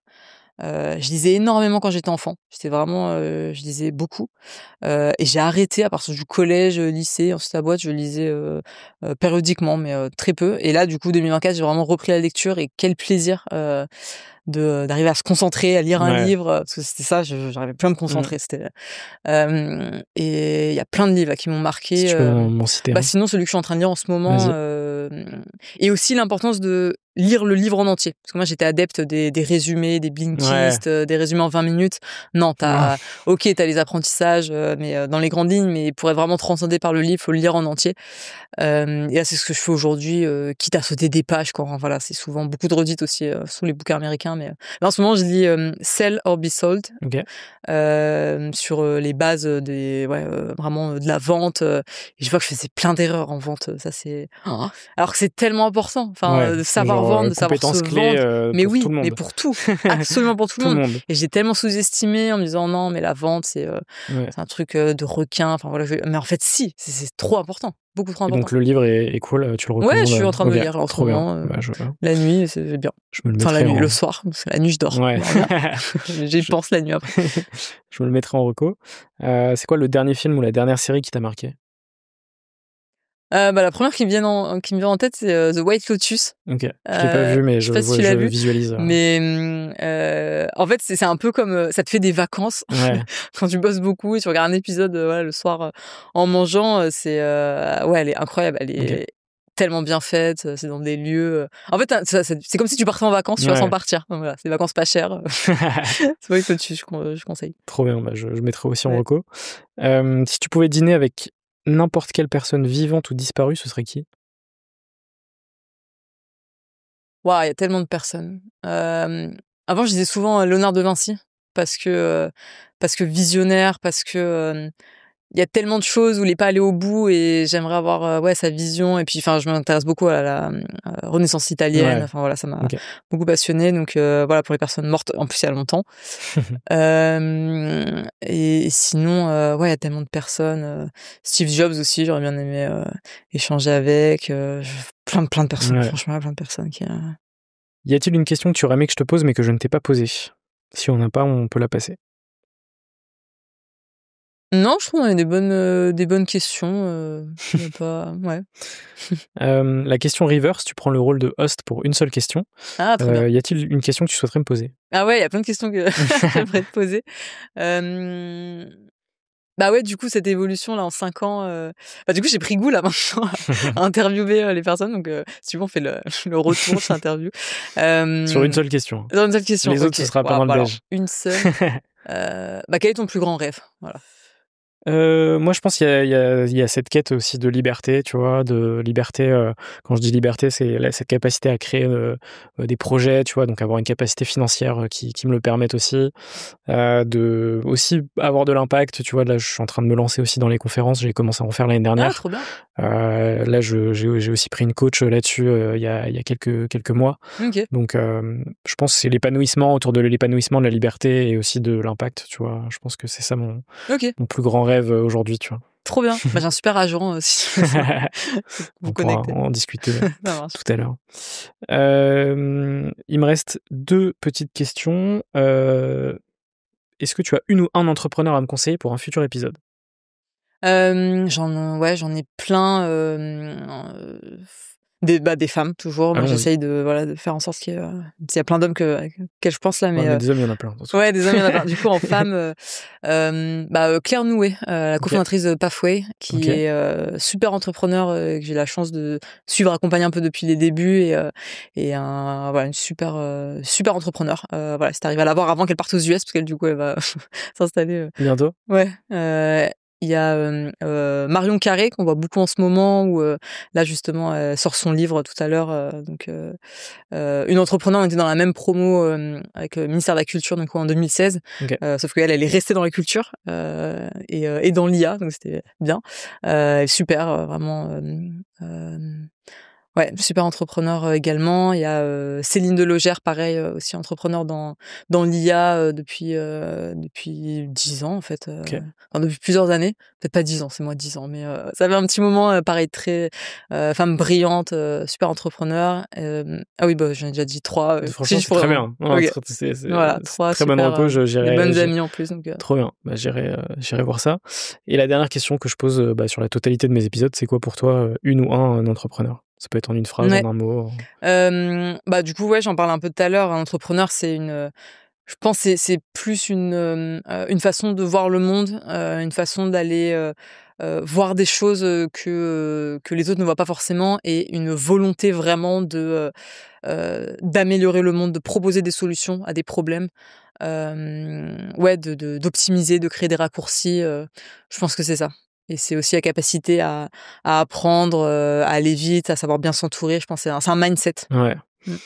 Ce seront les mots de la fin. Ce sera parfait pour conclure l'épisode. Super. Merci beaucoup, Soraya. Merci à toi. J'espère que ça t'a plu. C'était super. J'espère que toi qui nous as regardé ou écouté, ça t'a plu aussi. On mettra évidemment tes liens en description. Qu'est-ce qu'on peut te souhaiter pour la suite? Continuer dans cette voie. Continuer à être heureuse, alignée et d'avoir la santé parce qu'au final c'est le plus important. Et c'est ce qu'on doit rechercher. Et je vois tellement de gourous sur le net, sur les réseaux. Non, mais tu vois, qui prêchent l'argent facile. En fait, non, c'est ça faux. n'existe pas. C'est du travail, c'est c'est de la persévérance, c'est de l'apprentissage continu. Donc c'est important de continuer à se former et puis d'être aligné. Aligné, prendre soin de soi parce que c'est trop important. C'est trop important. Très connecté à l'épisode. Yes. Merci beaucoup. Merci à toi.